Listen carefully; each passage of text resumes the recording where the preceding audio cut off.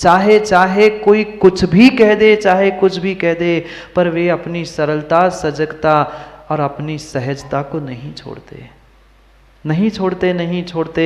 उन्होंने कह दिया हाँ सो हाँ, नहीं सो नहीं, पर फिर भी हम अपने जीवन में उनके कुछ अंश क्यों नहीं उतार पा रहे? क्यों नहीं उतार पा रहे? क्यों नहीं उतार पा रहे हैं? सोचने समझने की आवश्यकता है। आपको सच्चे देव, शास्त्र, गुरु कितनी सहजता से मिले हैं, कितनी सहजता से सच्चे देव, शास्त्र, गुरु मिले हैं, और उनकी चरण निश्रा प्राप्त करने के बाद भी अगर हम जागृत नहीं हो पाए हैं, जाग नहीं पा रहे हैं, तो क्या मतलब है? जागने का मतलब मात्र आंखें खोल लेना नहीं है। ये आंखें तो बचपन से ही खुली है, बचपन से खुली है। कई सारे ऐसे भी जीव होते हैं वो आंखें खोलकर ही सोते हैं। हाँ, है ऐसे जीव, ऐसे भी जीव है बाबुल भाई जो आंखें खोलकर ही सोते हैं। फिर उनका जागना है?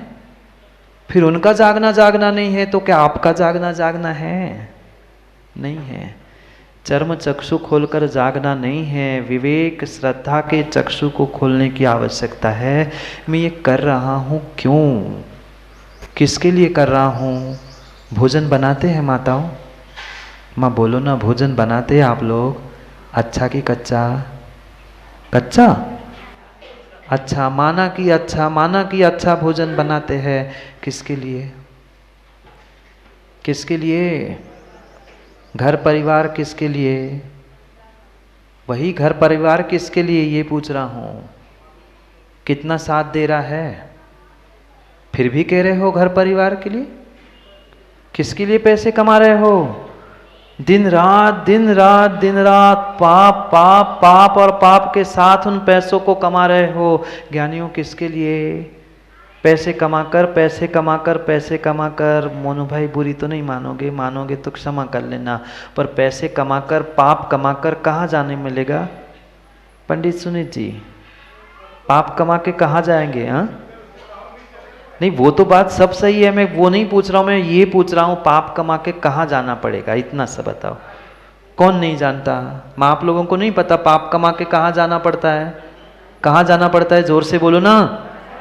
नरक जाना पड़ता है। तो पैसे तो वो कमा रहे हैं, नरक कौन जाएगा? आप जाओगे साथ में? देखो सब ऐसे करे, हम नहीं जाएंगे। करना पड़ेगा, वो मैं नहीं पूछ रहा हूं, मैं ये पूछ रहा हूं कि जाना कहां पड़ेगा। वे स्वयं कह रहे हैं कि आप फिर से बोल दो मां, उनके साथ नरक जाओगे ना? क्यों? वे तो सब कुछ आप घर परिवार के लिए कर रहे हैं। अभी कह रहे हैं मोनू भैया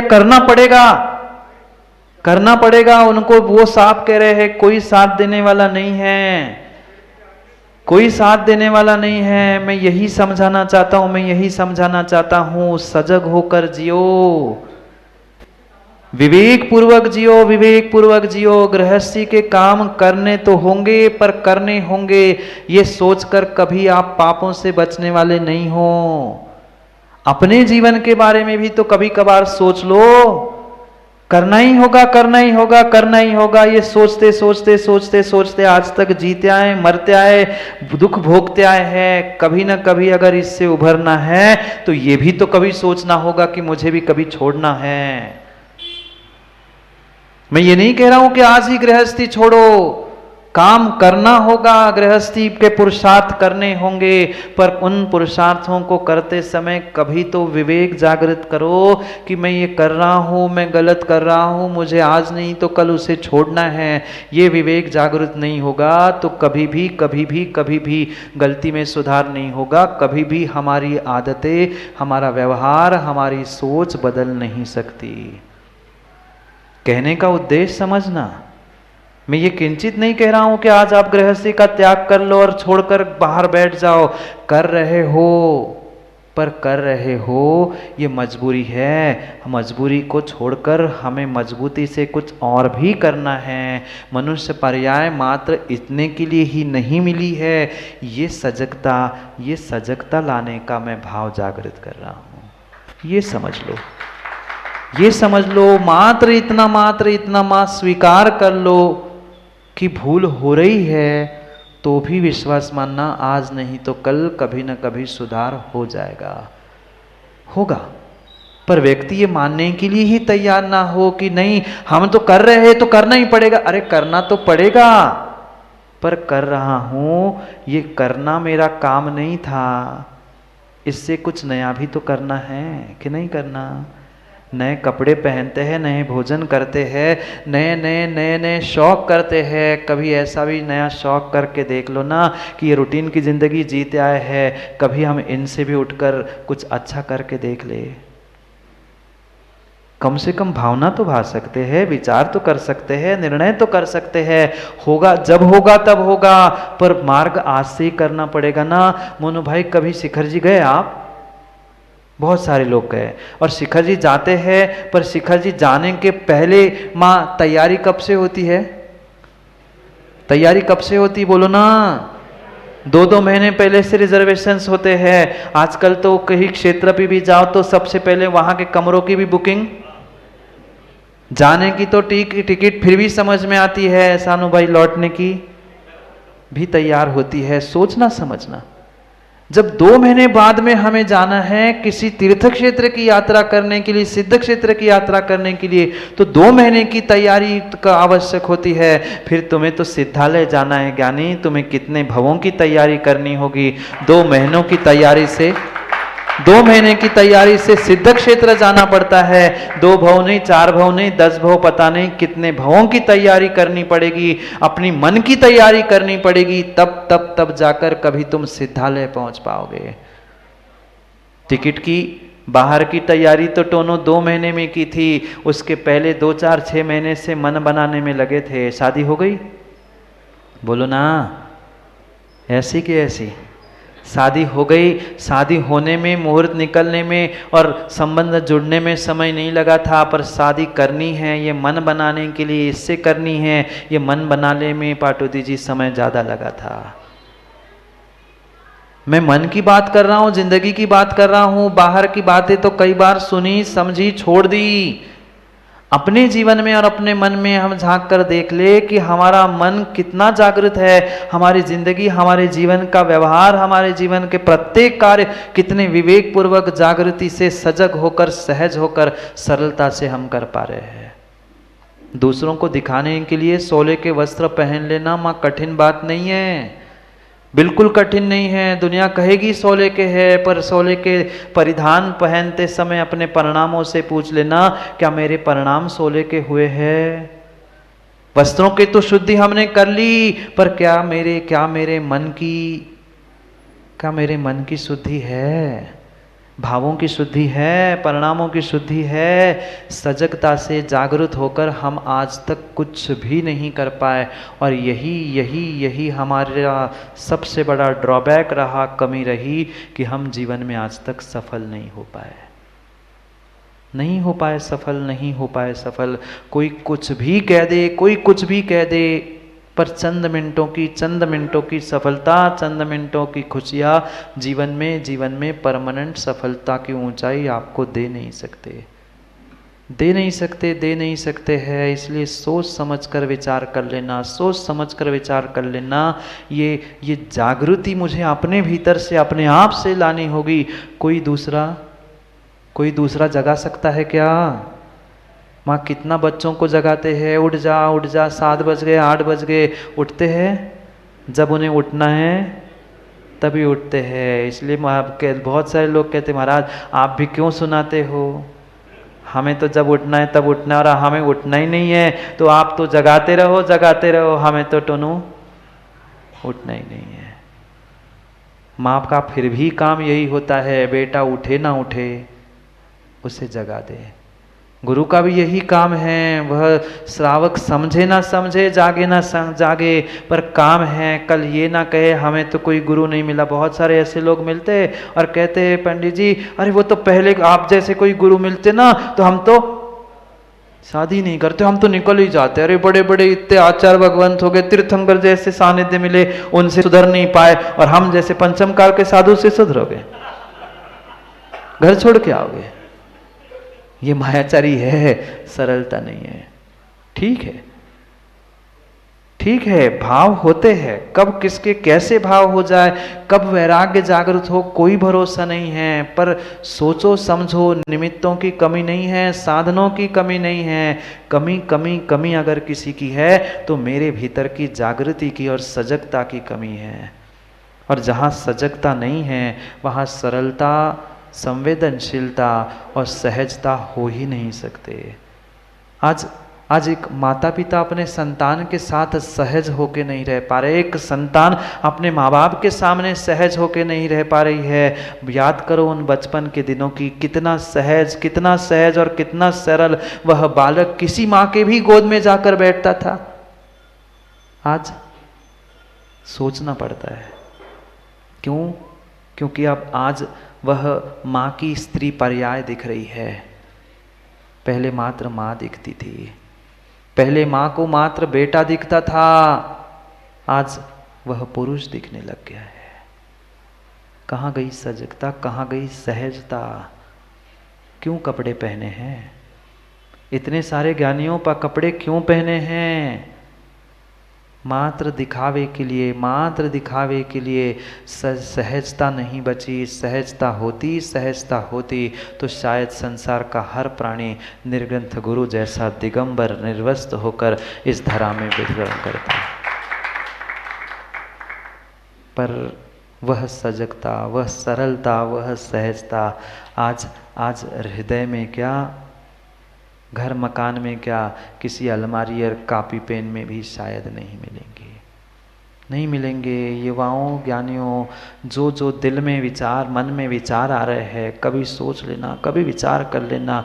वह मन के विचार अपने माँ बाप, अपने गुरु से भी शेयर करोगे ना, तो वह माँ बाप और गुरु भी तुम्हें संतान और शिष्य कहने से कतराएगी। क्या ऐसे भाव नहीं आए आज तक कभी?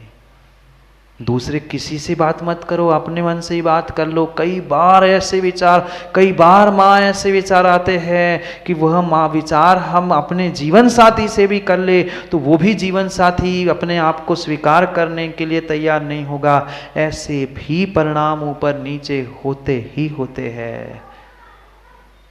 फिर कहाँ गई वो हमारी सहजता जो बचपन में थी? व्यक्ति जितना बड़ा होता है, मैंने कल भी कहा था, चाहे उम्र से बड़ा हो, भले ही साधनों से, धन दौलत से बड़ा क्यों ना हो, जितना बड़ा होता है उतनी उसकी सरलता, सजगता और संवेदनशीलता नष्ट हो जाती है। उन्हें मात्र अपना अपना ही दिखता है, वह छोटों को देखना ही नहीं चाहते।